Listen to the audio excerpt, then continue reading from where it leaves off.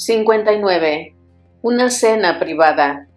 Siracusa, otoño de 205 a.C. Plauto llegó a la residencia que Publio Cornelio Escipión había seleccionado para vivir con su familia durante su estancia en Siracusa. Era una amplia casa a medio camino entre el gusto griego y el romano, con un amplio atrium y un más grande peristilium con jardín al fondo. Ya habían llegado varios de los invitados principales, entre los que se encontraban todos los oficiales de mayor rango bajo mando del cónsul. Plauto se lavaba las manos en una vasinilla que le ofrecía un esclavo, mientras con sus ojos podía ver el gran atrium de aquella mansión poblado de tribunos y centuriones. Vio al respetado Lucio Marcio Septimio, quien quedara al mando de Siracusa cuando el cónsul llevó a las legiones a conquistar Locri, conquista, por otro lado, que servía de excusa para aquel banquete. Plauto vio también al intrépido Cayo Lelio, que ya había tomado asiento junto al cónsul. En una sencilla cela, justo detrás de Lelio, se veía una joven de extraña belleza. El viejo escritor ya había oído hablar de la hermosura de la esclava egipcia de Lelio, pero incluso allí desde la distancia, no dejó de sorprenderle la figura serena y el rostro de rasgos suaves, con labios carnosos, ojos grandes y piel morena de aquella sirvienta. Supuso que alguien que llevaba tantos años al lado del cónsul había de haber acumulado el dinero suficiente como para adquirir las más hermosas esclavas. Plauto no pudo eliminar una oleada de envidia que como un escalofrío recorrió su cuerpo. Él, a lo más que aspiraba era conseguir una buena cocinera. Los precios de las esclavas hermosas solo estaban al alcance de los patricios o de los senadores más corruptos de Roma. En cualquier caso, la envidia, igual que el vino, se fue, pues pronto pensó en los trabajos que aquel oficial, almirante de la flota, jefe de caballería y ahora tribuno de las legiones malditas, había tenido que desempeñar para poder disfrutar de las mieles dispuestas de tantos riesgos en aquella guerra sin cuartel, escalar las murallas de Cartago Nova, dirigir las legiones en múltiples enfrentamientos contra los cartagineses en Tesino, Trebia, Hispania, sofocar motines, entrevistarse con crueles reyes extranjeros, incluso desembarcar en África y atacar a los cartagineses en su mismísima tierra. No, Plauto concluyó con celeridad que prefería esclavas menos llamativas y una vida de mayor sosiego. Él ya disfrutó de su ración de guerra en el pasado y no tenía ganas de repetir. Tito Maxio Plauto entró en el atrium y un esclavo le condujo hasta uno de los triclinium dispuestos en el centro del gran patio, pero bastante más alejado de los anfitriones. El escritor vio cómo el cónsul le miraba, y Plauto inclinó su cabeza en señal de saludo. Iba a decir algo, pero el cónsul, tras asentir levemente con la cabeza, dejó de mirarle para continuar una conversación que tenía con Marcio y Lelio. Una conversación militar. Una conversación de importancia, concluyó Plauto al tiempo que se reclinaba en el lecho que se le había ofrecido. Una esclava le acercó una copa y otra le sirvió vino. No eran de la hermosura de la esclava egipcia de Lelio, pero eran jóvenes bonitas y agradables de mirar. Plauto saboreó el vino y lo apreció en su justa medida. Al menos el cónsul no era de los que escatimaba entre sus invitados, o de los que gustaba servir mejores vinos y viandas a sus invitados más próximos, y productos de segunda calidad a aquellos invitados de menor rango. Allí había de todo para todos: alubias frescas, pato con nabos, de fritum y pimienta, cabrito asado y adobado, lentejas con acanto, pollo con claras de huevo rotas, liebre deshuesada con miel, cochinillo caliente con salsa cruda. Plauto estaba un poco nervioso. A él todo aquel festín, aquella exhibición de poder, toda esa suntuosidad culinaria que empezó a desfilar por delante de sus ojos le importaba poco. Él solo deseaba unos minutos a solas con el cónsul. Para eso había aceptado venir a Siracusa, pero primero tuvo que montar representaciones para sus tropas, y luego, cuando parecía que se había ganado una vez más la confianza del general, éste se fue a Locri para emprender una conquista extraña. y le tocó de nuevo esperar con paciencia el regreso del cónsul. Ahora a su vez le correspondía guardar su oportunidad en el devenir de aquel banquete, y lo que más le fastidiaba es que encima debía estar agradecido por haber sido invitado, y por poder estar allí sentado en el mismo centro del atrium, en uno de los triclinium, cuando se veía a otros invitados que se esforzaban por disfrutar de la comida de pie, tomando trozos de faisán, de pavo, de cerdo en salsa o de cabrito, según estos desfilaban por entre las decenas de invitados. Plauto volvió su mirada hacia el núcleo central de invitados. Se sorprendió al ver cómo el cónsul se había mantenido con las pasas y aceitunas gran tiempo. Aperitivos con los que entretuvo su estómago sin adentrarse en los platos más fuertes, en los que ya se sumergían hace tiempo sus oficiales más rudos. Además de Marcio y Lelio, allí estaban Silano, Mario Juvencio, Quinto Terebelio y Sexto Digicio, veteranos de las campañas de Hispania, y por fin Cayo Valerio, uno de los pocos centuriones de la quinta y la sexta que habían accedido al círculo de confianza del cónsul. Un raro honor, círculo que se completaba con el propio Plauto y con un espacio vacío en los triclinia que llamaban en especial la atención por encontrarse justo al lado de Emilia Tercia, la esposa del cónsul. Emilia Tercia, una mujer valiente y leal a su esposo y cordial, pensó Plauto. Le atendió con exquisita corrección en sus momentos de desesperación por hablar con el cónsul, y le aseguró que el general le recibiría cuando regresara de Locri. En su palabra tenía puestas el escritor todas sus esperanzas, más allá de una ofrenda a los dioses que hizo aquella misma mañana, por aquello de quién sabe. Él ya había renegado de los dioses en el pasado, en medio de un campo de batalla rodeado de cadáveres, pero luego parecían haberle redimido de sus faltas al concederle el éxito como comediógrafo, y por ello, en ocasiones concretas, Plauto realizaba algún modesto sacrificio con el que solo pedía mantener aquel status quo. Algo así como: no os metáis en mis asuntos, y yo no me meteré en los vuestros. Pero aquella mañana fue diferente. Rompiendo su costumbre, aquel amanecer, bien temprano, Plauto hizo una ofrenda a Júpiter, Juno y Quirino para que intercedieran en favor de su amigo Nevio, quien continuaba pudriéndose en las más oscuras mazmorras de la cárcel del Foro de Roma. Allí, en cambio, cuando Plauto pensaba que el festín ya estaba servido, empezó una procesión completamente inusual de viandas exóticas y sorprendentes: erizos de mar, almejas de diferentes tamaños y tipos, ostras recién cogidas, pastel elaborado con las mismas ostras trituradas y mezcladas con carne de marisco molido, tordos con espárragos y más carne de caza, de ciervo, de jabalí y de diferentes aves difíciles de identificar por su aspecto, de que venían copiosamente rebozadas en harinas y garum, una densa salsa de pescado a la que el cónsul se había aficionado en sus campañas de Hispania. Y cuando ya nadie podía apenas comer algo más, llegaron almejas de un color rojo, mures, un exquisito manjar del que Plauto había oído hablar, pero que nunca había podido ni ver, ni mucho menos degustar. Incluso él, ajeno a los deleites del paladar en la gran cocina que los patricios disfrutaban con frecuencia, no pudo evitar estirar sus brazos y coger un par de aquellas almejas para confirmar que su fama fuera justa y merecida.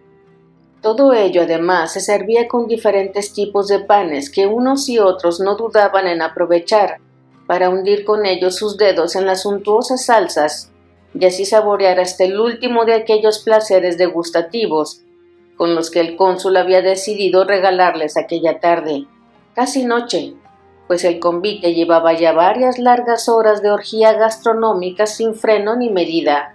Fue en ese momento cuando llegó el invitado que faltaba, y para el que el cónsul había preservado un espacio vacío junto a él y su esposa. Marco Porcio Catón entró en el atrium sereno, serio, con su toga virilis impoluta, cuyo inmaculado estado destacaba aún más en comparación con las togas del sagum de aquellos que se habían puesto más cómodos, en todos los casos, llenos de manchas de incontables colores y, lógicamente, sabores. Llegas un poco tarde, mi querido cuestor de las legiones, ¿no crees?, dijo Publio Cornelio Escipión en un tono jovial que denotaba su estado de incipiente, aunque aún controlada embriaguez.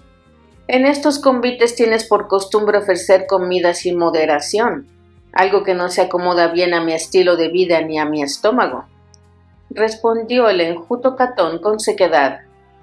He supuesto que incluso llegando a esta hora, todavía tendría más que suficiente con lo que degustar un poco de alimento con moderación. El cónsul no parecía inclinado a discutir.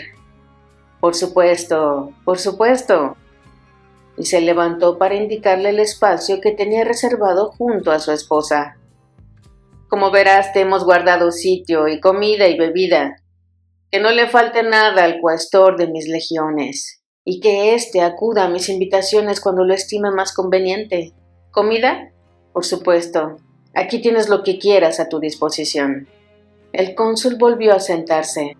Catón cruzó entre los comensales y el resto de los invitados que habían callado, al igual que lo habían hecho los flautistas, que aunque apenas nadie lo hubiera percibido, llevaban más de una hora acompañando a todos con sus melodías. El cónsul los miró, y estos retomaron su música de inmediato.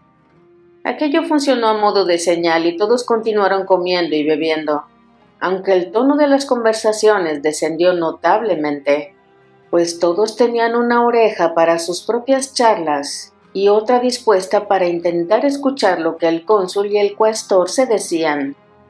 Catón, una vez acomodado en su medius lectus, lugar preferente que el cónsul le había reservado para que no pudiera esgrimir en sus informes que su autoridad como cuestor no era reconocida, tomó algo de ave con su mano y se la llevó a la boca. Masticaba con cuidado mientras miraba con desdén el torrente de bandejas de plata repletas de comida y jarras de vino que se escanciaban a su derecha e izquierda. Le acercaron una patina fría de espárragos, pero él la despreció, igual que rechazó el licor que le ofrecía otro esclavo. Quería estar bien sobrio. Se sentía incómodo sentado en medio de aquel festín que consideraba un derroche, y más incómodo aún por tener que sentarse al lado de una mujer. No importaba que aquella fuera Emilia Tercia, esposa del cónsul, e hija de Emilio Paulo, quien a su vez fuera cónsul en el pasado reciente. A Catón le molestaba cualquier cosa que transgrediera las tradiciones, y en la tradición romana más clásica, las mujeres nunca se reclinaban en los triclinia, sino que tomaban asiento en sellae, junto a sus esposos. Pero claro, a un cónsul que ni siquiera obedecía al Senado, ¿qué podía importarle ya la tradición? Por Castor y Pollux, empezó Catón. Todo esto es un exceso inútil. Toda esta comida, las salsas, los dulces, el vino. Mis oficiales han conseguido una conquista y se merecen una celebración, respondió Publio sin mostrar que se sintiera ofendido, tomando un sorbo de su copa de vino. En un ataque no permitido por el Senado, más aún, una intervención en contra de las instrucciones del Senado. Publio Cornelio Escipión, no tenías permiso para abandonar Sicilia, y menos aún para desembarcar tropas en Italia. Y lo peor de todo, ¿qué tropas? ¿Qué les pasa a mis tropas?, preguntó con aire distraído el cónsul, ocultando su rostro una vez más tras la copa de vino, como si aquel debate no fuera con él. La quinta y la sexta, las legiones malditas, precisó Catón con énfasis. Por todos los dioses, son legiones desterradas de Italia, y tú las has llevado a combatir a territorio itálico, en contra de la sentencia del Senado que pesa sobre ellas por su ignominia. Las he conducido a una victoria, respondió Publio aún con serenidad. Una victoria para Roma. Una victoria para ti en contra del Senado. Gracias por reconocer lo de la victoria. Y el cónsul sonrió mirando a sus oficiales que rieron con fuerza. Se los veía nerviosos por los comentarios de Catón. Las carcajadas los relajaron. Marco Porcio Catón, sin embargo, se sintió ofendido. Con la comida y la bebida, con estos excesos reblandeces a tus hombres. No es de extrañar que en Hispania se terminaran rebelando contra ti. Todos callaron. Los músicos una vez más dejaron de tocar. Publio Cornelio Escipión dejó su copa en la bandeja que le ofrecía un tembloroso esclavo. Emilia Tercia posó su mano en el antebrazo del cónsul. Este, con delicadeza, la apartó. Tomó un vaso de agua y bebió un trago lento. Luego miró fijamente a Catón. Todos los oficiales que se rebelaron contra mí fueron ajusticiados, muchos de ellos por mí personalmente. Los atravesé con mi espada como si fueran aceitunas maduras. Creo que todos los presentes saben lo que significa rebelarse contra mí. Catón no se amedrentó por el cambio de tono, ahora mucho más serio y duro de su interlocutor. Si no envilecieras primero a tus oficiales y legionarios, luego estos no se rebelarían contra ti. Tú mismo provocas el germen de la rebelión con estos absurdos e innecesarios banquetes y con tu incumplimiento de las órdenes del Senado. Si tú eres el primero que no obedeces una orden, ¿por qué otros deben de obedecerte? El cónsul se incorporó, separando su espalda del respaldo y acercando su rostro hacia donde estaba Catón. Emilia Tercia, entre ambos, se retiró hacia atrás. Mide tus palabras, cuaestor. Hablas con un cónsul de Roma que solo acumula victorias una tras otra a favor de Roma. Locri, que tanto criticas, hace unas semanas estaba dominada por las tropas de Aníbal, y nosotros se la arrebatamos en sus propias narices. Aníbal ahora ha perdido un puerto importante en el sur a través del cual recibía refuerzos y provisiones de África. Eso, querido cuestor, se denomina victoria estratégica. Tú lo puedes llamar desobediencia al Senado, pero ahora, gracias a mí y las legiones que tú llamas malditas, gracias a las legiones quinta y sexta de Roma, Aníbal ha visto debilitadas sus posiciones en el sur de Italia. Eso es lo que celebramos aquí y ahora, y ni tus palabras, ni tus insultos, ni tu envidia nos amargarán este día. Ya veremos qué dice de todo esto el Senado, concluyó Catón.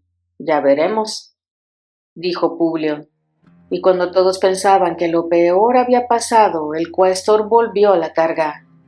Como las obras de teatro a las que llevas a tus hombres y que financias con dinero de Roma. ¡Por Hércules!, replicó con aire divertido Publio. Ahora Marco Porcio Catón se interesa por el teatro.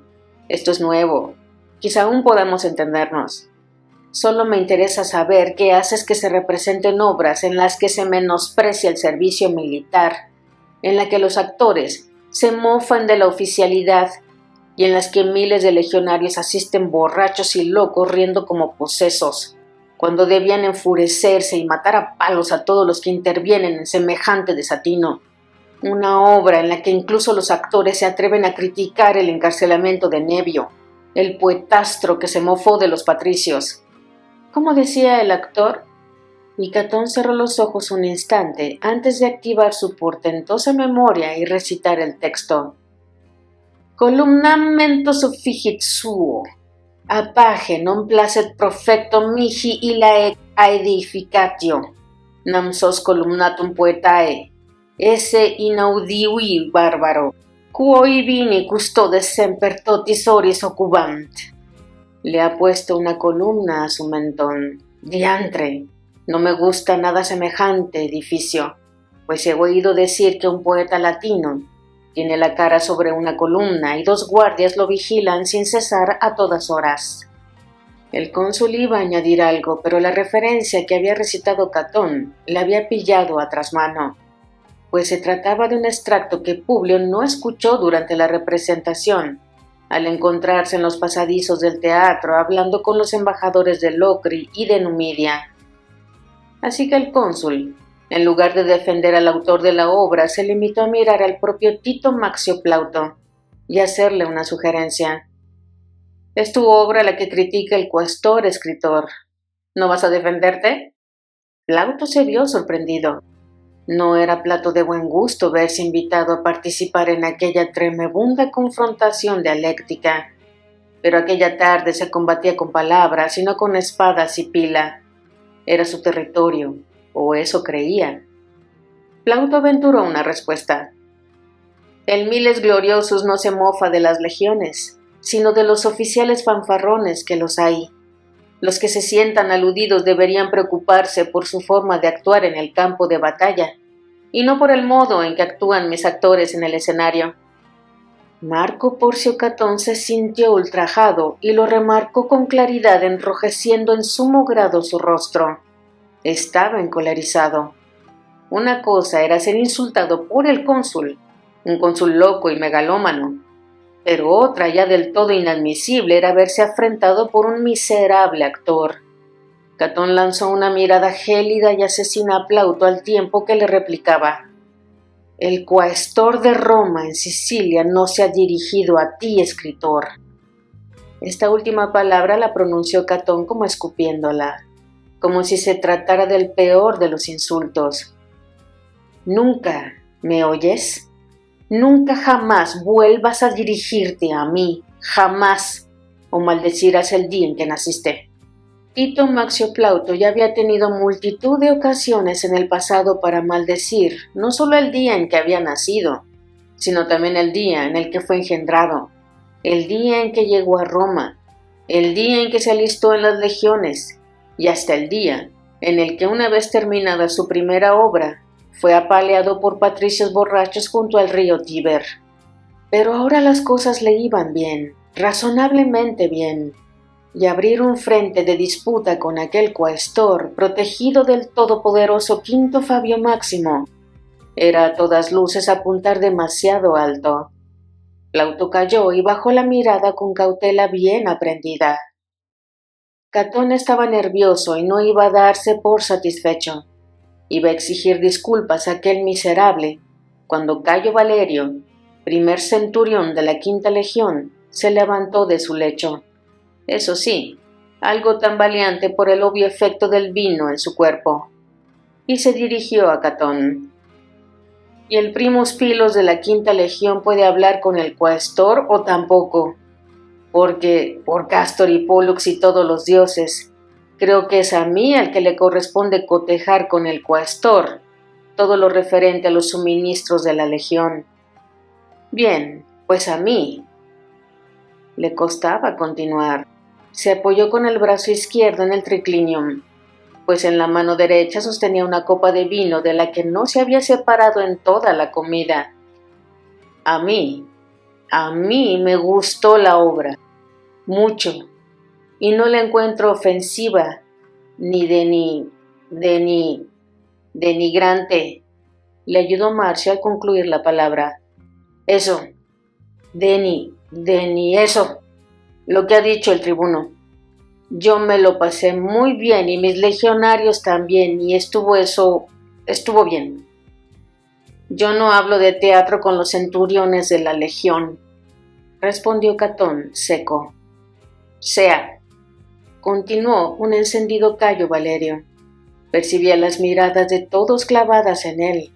Sentía cómo le admiraban por enfrentarse al cuestor, por hacer lo que solo el cónsul se atrevía a hacer.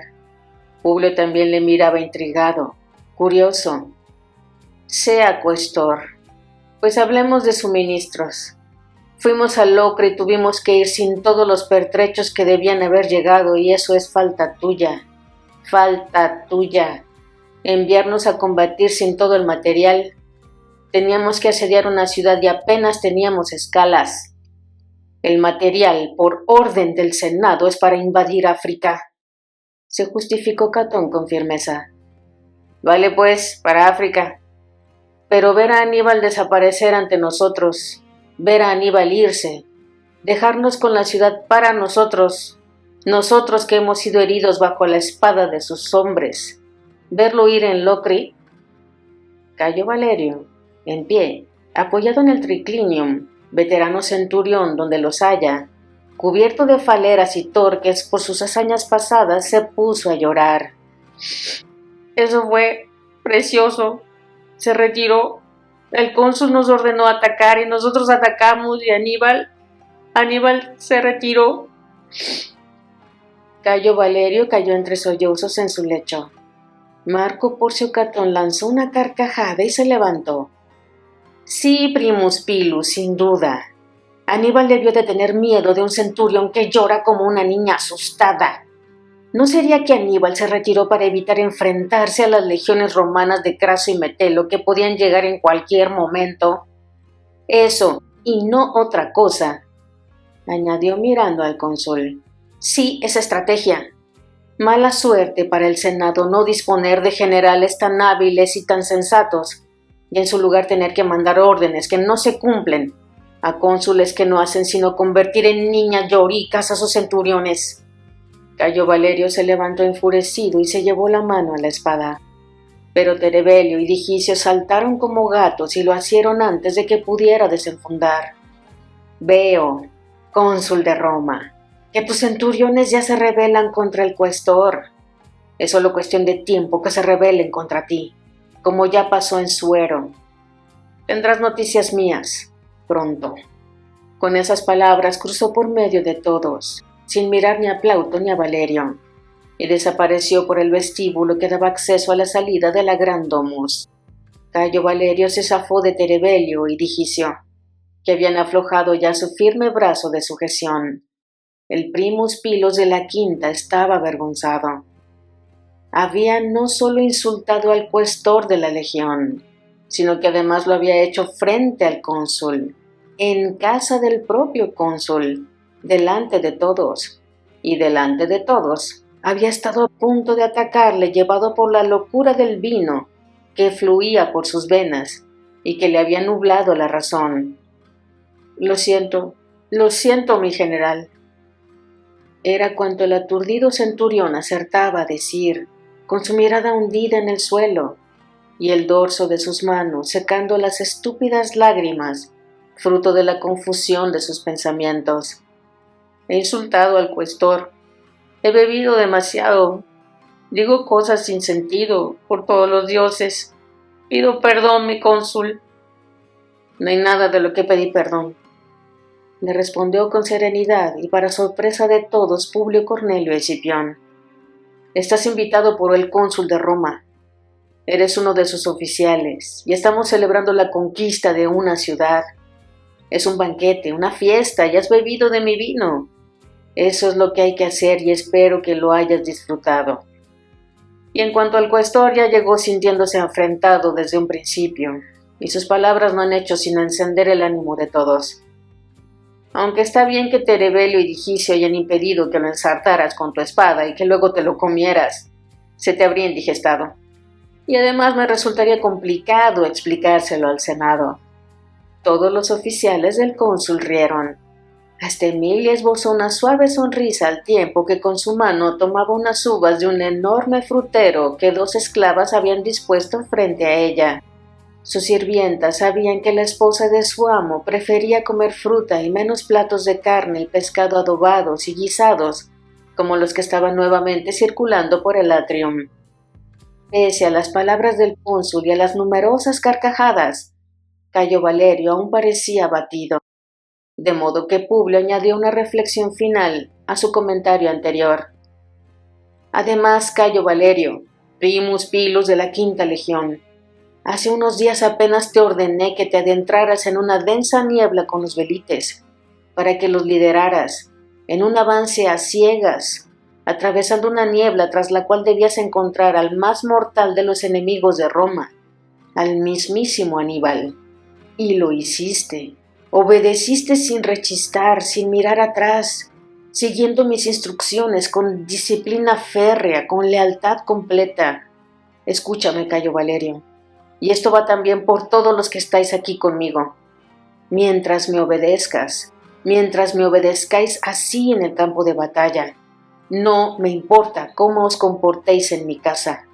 Podéis comer hasta vomitar, o beber hasta caer ebrios, o tomar a mis esclavas y solazaros con ellas. Mi casa y mis propiedades son vuestras, mientras vuestra lealtad en el campo de batalla sea sin límites, sin dudas, inflexible. Lo que piense el cuestor, lo que diga el Senado, lo que se diga en Roma, aquí no importa. Igual que no importará cuando pronto nos volvamos a encontrar en un campo de batalla en África y tengamos enfrente innumerables enemigos. Allí, tribunos y centuriones de las legiones quinta y sexta, allí estaremos solos. Allí no estará el cuestor, ni estarán los senadores, ni estará el pueblo de Roma. Estaremos solos, todos, vosotros y yo. A solas lucharemos y a solas venceremos.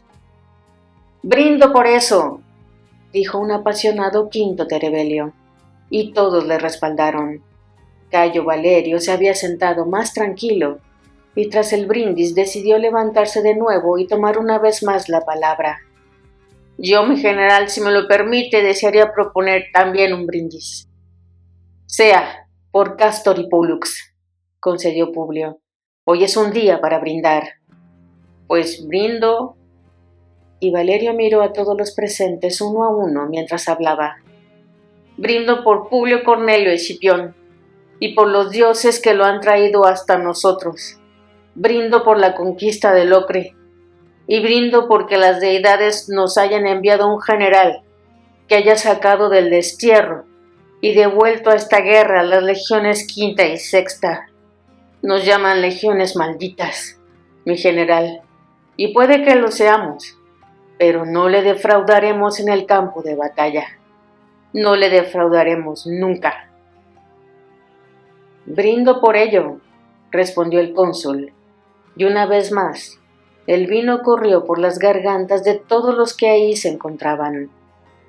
Llegó entonces un esclavo, se aproximó al cónsul y le habló al oído. Emilia vio cómo su marido fruncía levemente el ceño y cómo su semblante se tornaba serio.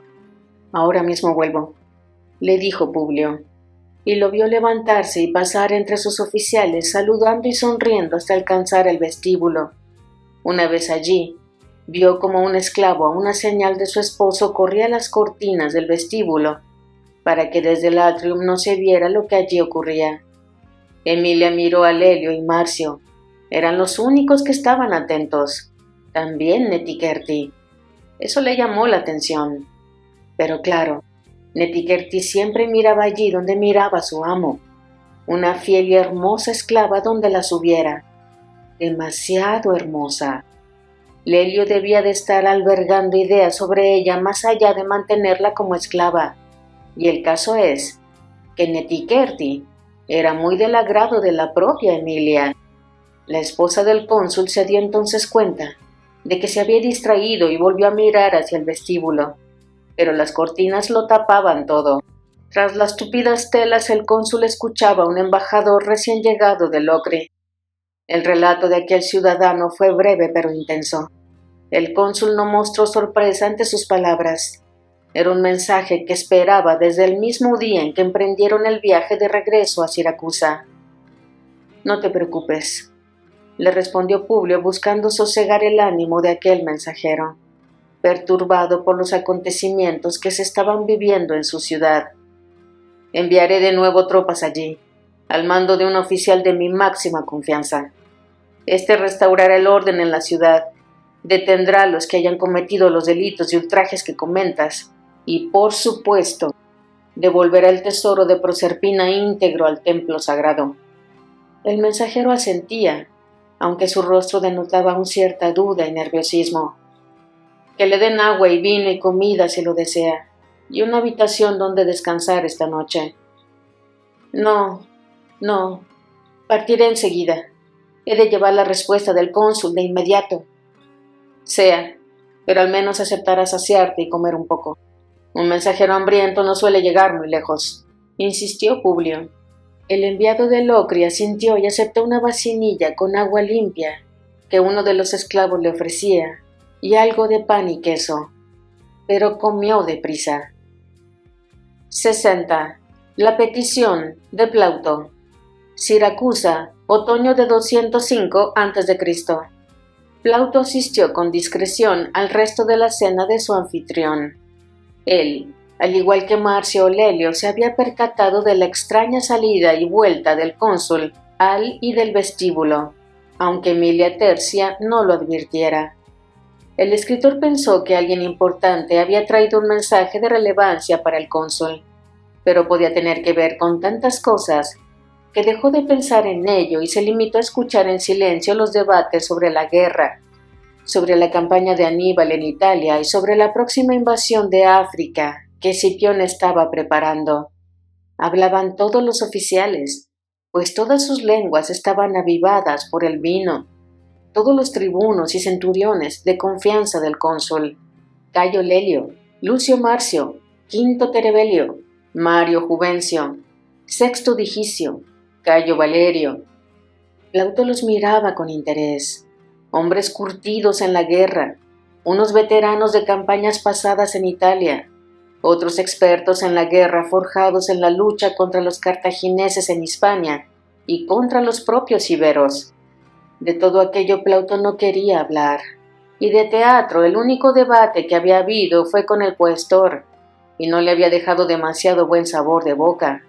Además, era otro el motivo que le había traído allí, y no debía dejar que el vino le hiciera olvidar su objetivo de aquel día. Escipión le miraba de cuando en cuando. Había asistido a su representación del Miles Gloriosus, y el cónsul había participado con alegría del evento, y luego, aunque no le había defendido ante Catón, no parecía que el general tuviera en mucha estima las opiniones del cuestor. Plauto recordaba cómo vio reír al cónsul durante el principio de la representación, pero también observó que frunció el ceño en más de una ocasión. Sabía que su obra era atrevida y más en aquellos tiempos, pero era un buen prólogo para la petición que tenía que hacerle. Al menos, gracias a los dioses, los soldados y la mayor parte de los oficiales habían encontrado cómica la obra y habían dejado pasar por alto las pequeñas indirectas contra la guerra en sí misma, o ni siquiera las habían advertido, como probablemente fuera el caso de Cayo Valerio, que tan positivamente se había manifestado con relación a la obra. ¿Quién sabe? Quizá en su fuero interno, más de un veterano compartiese esa sensación contradictoria. La guerra nos lleva a la gloria, pero la guerra nos conduce por la miseria y el dolor. Plauto bebió vino con moderación y saboreó algo más de los excelentes manjares que se servían a su alrededor: jabalí con pimienta, orégano, bayas de mirto sin hueso, cilantro y cebollas y unas buenas chuletas de cerdo ensartadas en brochetas espolvoreadas con pimienta, levístico, chufas y comino, y, como no, abundante salsa garum. El cónsul vivía bien, no le gustaban las privaciones, como Fabio Máximo, como Casca, como todos los patricios que conocía, excepto Catón, claro. En ese sentido no había diferencias entre ellos. Eso sí, unos como Escipión luchaban en primera línea de combate, otros usaban de la traición para conseguir sus victorias, como Máximo en Tarento, y los más vivían en la opulencia sin tener que ir a la guerra, como hacía su, por otro lado, benefactor Casca. Plauto despreciaba a todos estos hombres, a unos en mayor medida que a otros, pero en el fondo, aunque fuera desprecio lo que sentía, sin embargo necesitaba de los unos y de los otros. Unos le financiaban y otros eran su público. Esa eterna contradicción le corroía por dentro. Los comensales fueron dejando la residencia del cónsul. Pronto quedaron Escipión y su esposa Emilia Tercia, Cayo Lelio, acompañado por la hermosa esclava Netiquerti, que Plauto ya viera en Roma, y Lucio Marcio.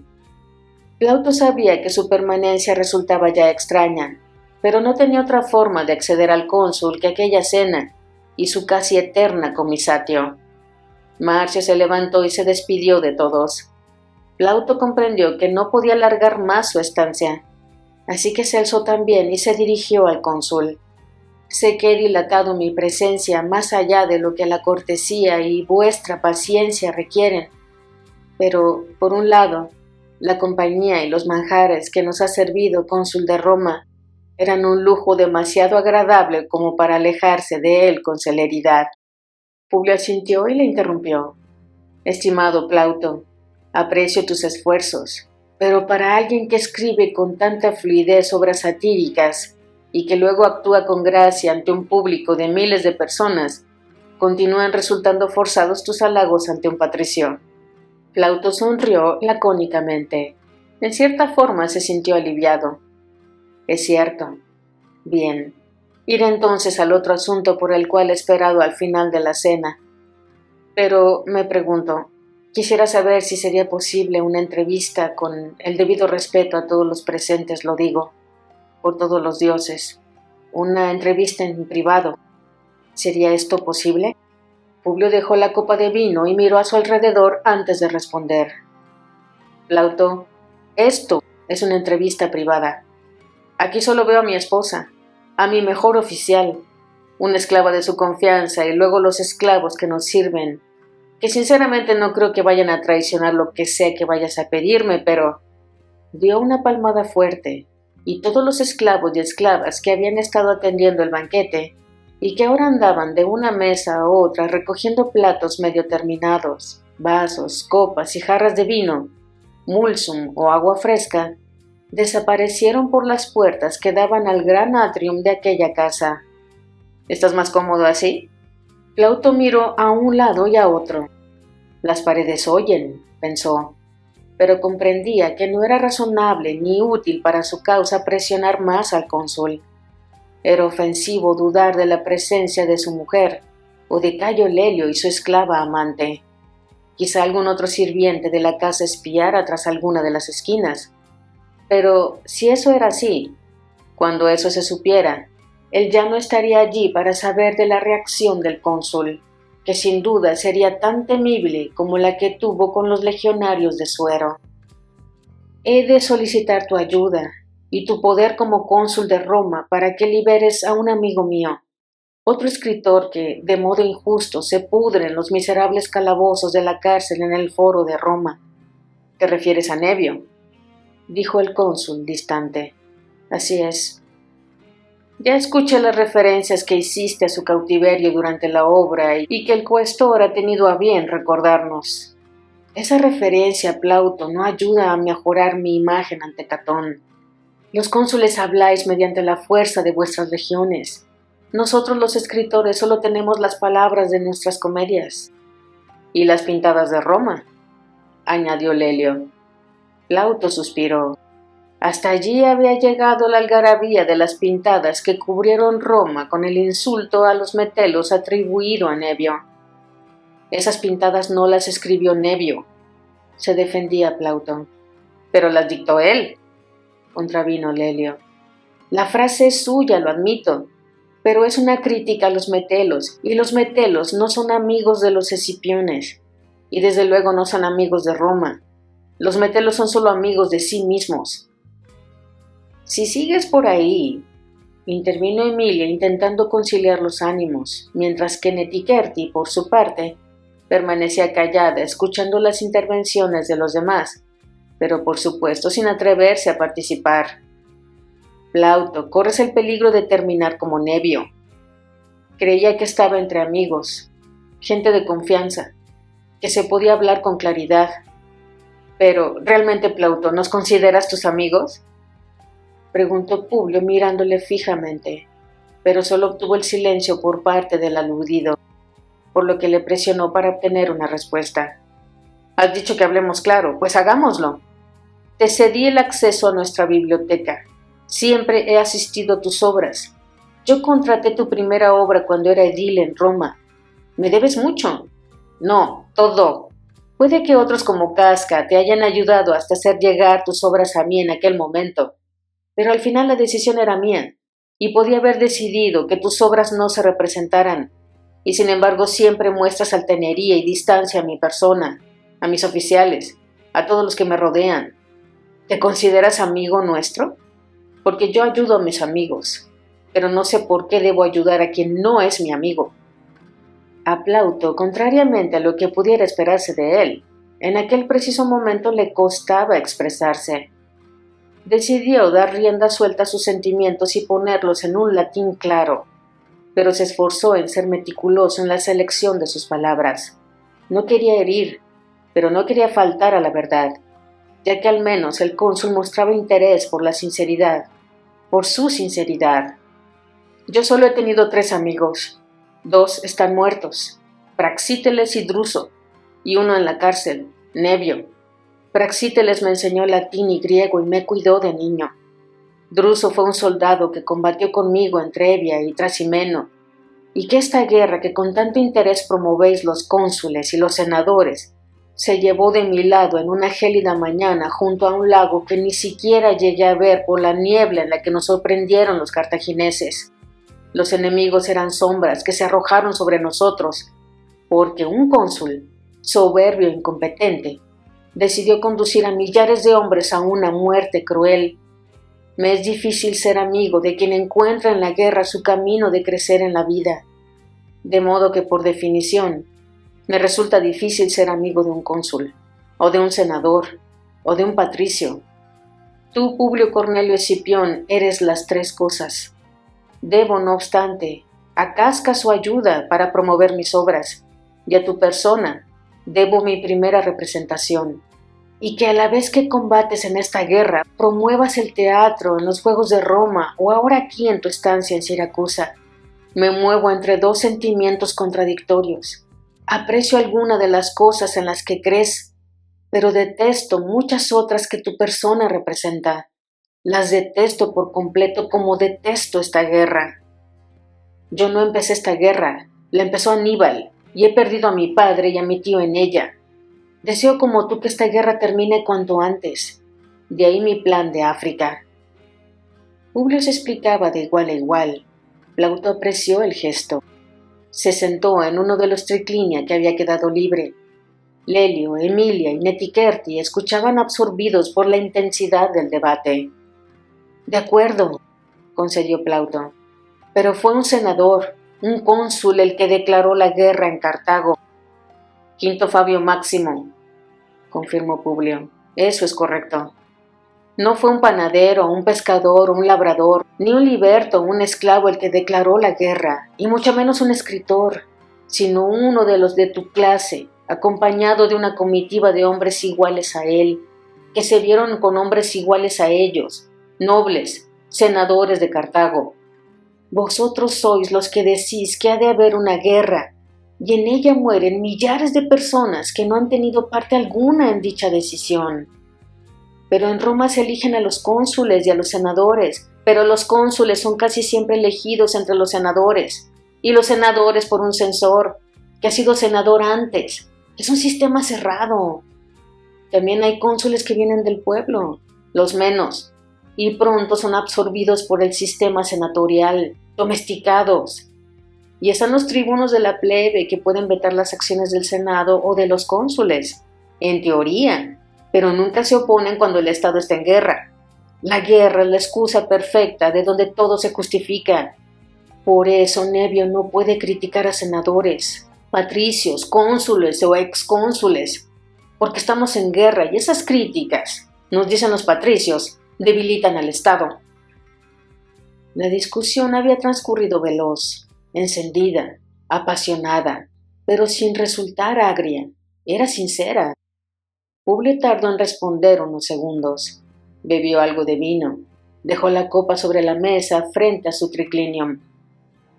Entonces, Plauto, continuó despacio, no eres mi amigo, ni tu enemigo. Aprecio tu afán por buscar el final de la guerra, final en el que creo, pero me desagrada que en esta búsqueda anheles gloria y recompensas políticas, algo que no me negarás. Los esfuerzos requieren recompensas, especialmente los refuerzos ímprobos, descomunales, y poner fin a esta guerra lo es. De acuerdo, y aprecio tu apoyo al teatro, pero tú mismo te contradices, porque no buscas apoyar al teatro en sí, sino solo al teatro que te place. Si una obra es crítica, la cuestionas.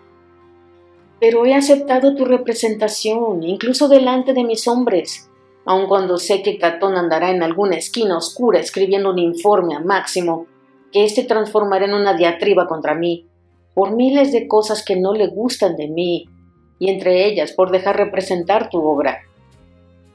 Plauto respiró con profundidad. Eso es verdad, por los dioses. Supongo que los dos tenemos contradicciones. Y guardó un instante de silencio antes de concluir. Sinceramente, creía que te despreciaba, pero he de admitir que, examinando con detenimiento mis pensamientos, siento respeto y crítica hacia tu persona, cónsul. Crítica a muchas de las cosas que haces o que has hecho, respeto por algunas que promueves, y me siento confuso porque me dejes hablar así. Intento entenderte y no lo consigo. Aquí Publio Cornelio Escipión estalló en una carcajada que relajó el ambiente. Yo también intento entenderte, Plauto, y tampoco lo consigo. Creo que estamos empatados. Pero tus obras me gustan y creo en el teatro y admito que puede criticar, pero pienso también que las críticas deben tener unos límites. Nevio está acostumbrado a sobrepasar todos los límites. Critica a los metelos y puedo hasta estar de acuerdo con él. Yo también he tenido mis diferencias con algunos de ellos, pero Nevio también ha criticado a mi familia abiertamente. Me pides que te ayude a liberarlo y no veo la razón por la cual debiera hacerlo. Tampoco parece que deba hacerlo por amistad. Plauto se levantó. No he sabido persuadirte, pero espero que aprecies que al menos no he intentado mentir para hacerlo. Eso te honra, concedió Publio. Plauto se dirigió a Emilia. Una cena exquisita. Siento que mis hoscos modales y mis opiniones críticas no sean la mejor de las compañías, pero agradezco que se me invitara y que se me escuchara. Esto último lo dijo mirando a Publio. Emilia asintió con la cabeza. Luego Plauto saludó con un gesto de su cabeza a Lelio, quien levantó su copa en respuesta. El escritor pensó en dirigir una mirada a Netiquerti, pero temió que el oficial romano que acababa de saludarle tomase a mal dicho gesto. Así que dio media vuelta y se dirigió hacia el vestíbulo que daba acceso al atrium. Cuando estaba a punto de alcanzarlo, la voz de Publio Cornelio Escipión resonó con fuerza a sus espaldas. Plauto se giró para escuchar. No me has persuadido, pero veré lo que se puede hacer. En cualquier caso, lo que dijo Nevio de Metelo es cierto, pero no creo que pueda ayudar a tu amigo encarcelado hasta que concluya esta guerra. Un motivo más para terminarla cuanto antes, respondió Plauto desde la distancia, y saludó con una leve inclinación. Estuvo a punto de decir gracias, pero si lo hubiera dicho, ya no sería el mismo Plauto que entró en aquella casa. Una vez fuera, se dio cuenta de que aunque no hubiera dado las gracias sin duda, ya no era el mismo, ni veía con la misma frialdad a aquel extraño cónsul. En el atrium del gran banquete, sin Plauto en escena, la conversación de los presentes se centró en la personalidad del escritor. Un hombre peculiar pero inteligente, dijo Publio. Hay que reconocerle cierto valor, afirmó Lelio, al defender sus opiniones con tanta dureza y ante un cónsul, aunque sepa de tu tolerancia. No deja de sorprenderme. Pocos se atreven a tanto. ¿Y tú, Emilia?, preguntó Publio. ¿Qué piensas de Plauto? No sé, es alguien que ha sufrido mucho, guarda mucho rencor y luego sus obras son tan divertidas. Parece imposible que alguien tan amargado pueda escribir lo que escribe. Publio sintió con aprecio. Su mirada se quedó sobre Netiquerti. ¿Qué pensaría ella de aquel comediógrafo? ¿Y qué piensa nuestra querida Netiquerti de Plauto?, preguntó Publio. No esperaba una respuesta meditada, sino alguna ambigüedad o algunas palabras nerviosas o esquivas. Netiquerti alzó los ojos levemente y los volvió a bajar para, mirando al suelo, pronunciar su valoración con voz serena y clara. Creo que Plauto es un hombre acostumbrado a abrirse camino allí donde no es posible. En eso se parece al cónsul. Emilia, Lelio y Publio se quedaron mirándola.